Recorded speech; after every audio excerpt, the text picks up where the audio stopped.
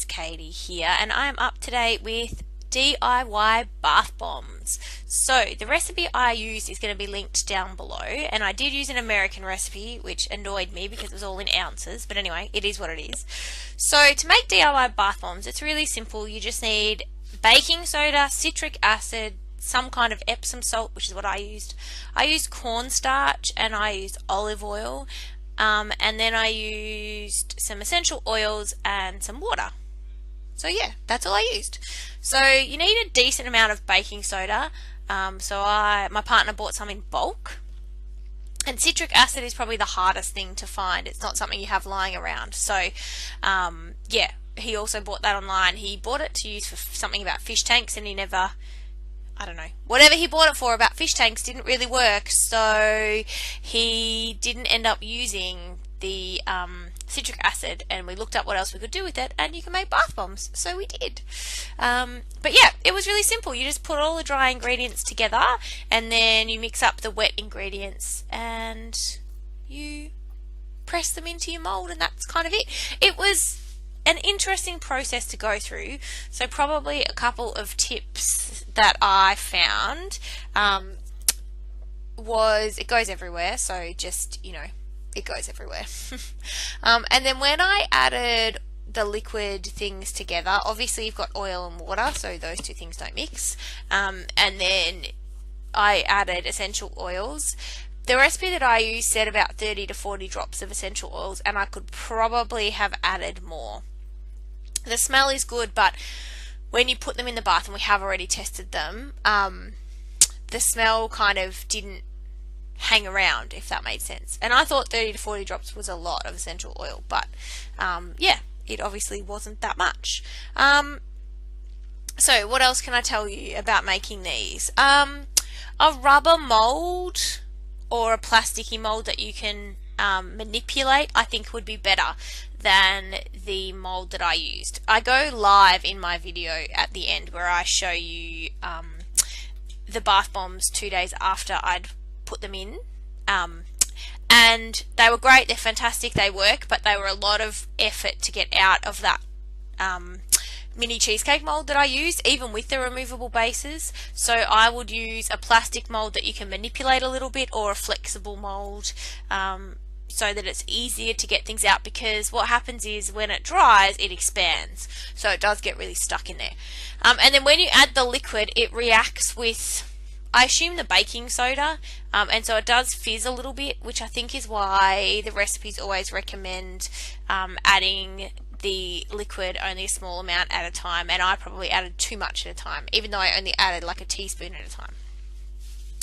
So they're probably my tips. Also, I tried to mix it with a spoon, didn't work, go straight for the hands. And it feels weird because there's cornstarch in it, so it's like really silky, which is corn flour in Australia. I shouldn't say cornstarch, we don't have cornstarch, it's corn flour. But yeah, otherwise it was really simple, and I will definitely be making more. They were a hit. My partner really has used 2 now, and he really likes them, so I will definitely be making more because they're easy and they don't fizz as much as like the bath bombs from Lush do, but they're also probably work out at like 1/10 of the price, and for the amount of baths we have in our household, these are a goer.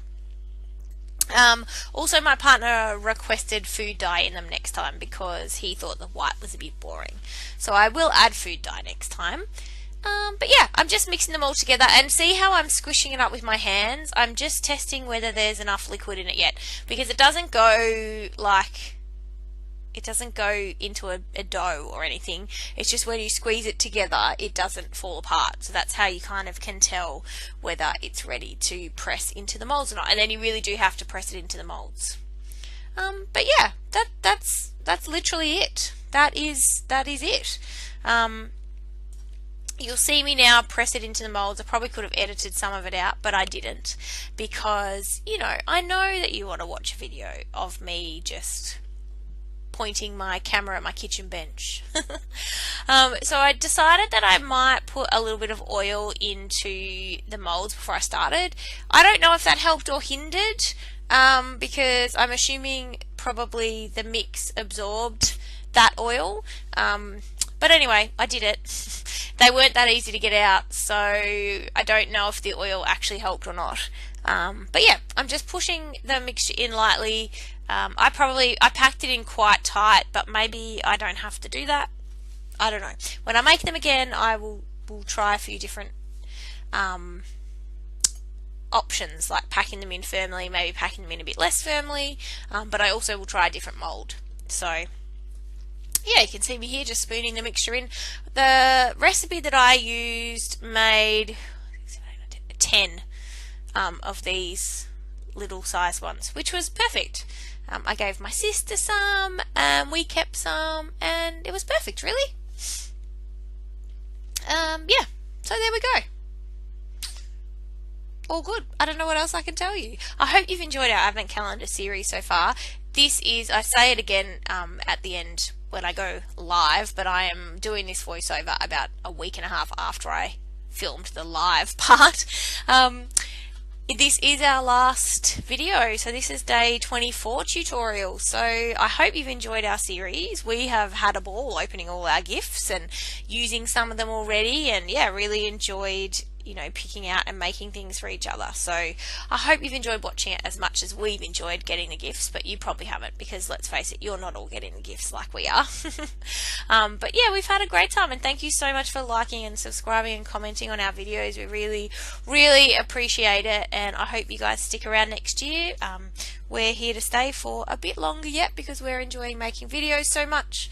So we look forward to seeing you guys again in the new year and hanging out, scrapbooking, because what else do people want to do with their hobby? Scrapbooking is amazing. Everybody should take it up.